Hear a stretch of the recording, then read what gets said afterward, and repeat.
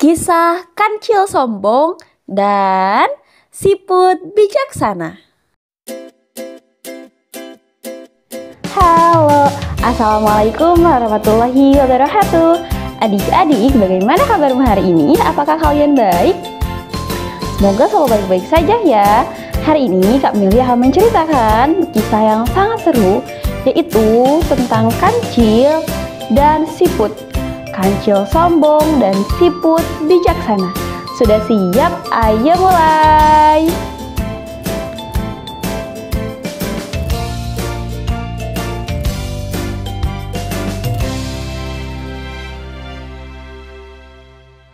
Pada suatu hari yang cerah, kancil sedang berjalan-jalan di hutan.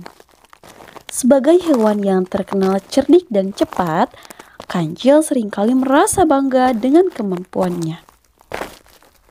Saat itu, ia bertemu dengan siput yang sedang merayap perlahan di atas daun yang besar.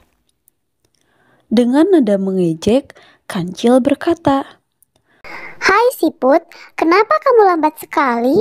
Apakah kamu tidak bosan bergerak dengan kecepatan seperti ini?" Siput menoleh dan dengan tenang menjawab, "Kancil, kecepatan bukanlah segalanya. Yang penting adalah ketekunan dan kesabaran." Kancil tertawa terbahak-bahak. Kamu pasti bercanda siput. Bagaimana kalau kita bertanding lari? Aku yakin bisa mengalahkanmu dengan mudah. Siput yang bijaksana menyetujui tantangan itu dengan syarat bahwa pertandingan akan diadakan besok pagi, sehingga mereka berdua punya waktu untuk mempersiapkan diri. Kancil pun setuju dan segera pergi dengan penuh percaya diri. Pada malam hari, siput memanggil semua teman-temannya dan merencanakan sebuah strategi. Mereka memutuskan untuk menempatkan siput-siput lain di sepanjang jalur perlombaan. Dengan setiap siput berdiri di tempat yang berbeda, namun terlihat seperti siput yang sama. Tibalah hari pertandingan. Keesokan paginya, perlombaan pun dimulai. Kancil berlari dengan cepat, secepat kilat, meninggalkan siput jauh di belakang. Namun, setiap kali kancil menoleh ke belakang, ia melihat siput yang sama di depannya.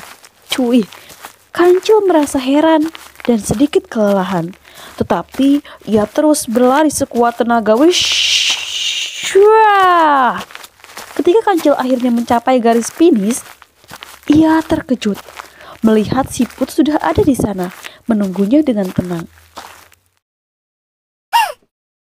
"Bagaimana mungkin kamu bisa ada di sini duluan?" tanya kancil dengan napas terengah-engah. Siput hanya tersenyum dan berkata, "Kadang-kadang kecerdikan dan kerjasama bisa mengalahkan kecepatan." Ucapnya bangga. Pada akhirnya, kancil menyadari bahwa ia telah meremehkan kemampuan siput dan belajar untuk tidak memandang rendah hewan lain hanya karena perbedaan kemampuan. Sejak saat itu, kancil dan siput menjadi teman baik dan saling menghargai satu sama lain. Hore! Adik-adik, dari kisah siput dan kancil tadi kita diajarkan, yang pertama, kita itu tidak boleh merendahkan hewan lain, termasuk ketika kancil merendahkan siput yang lelet, itu tidak boleh ya, tidak boleh dicontoh.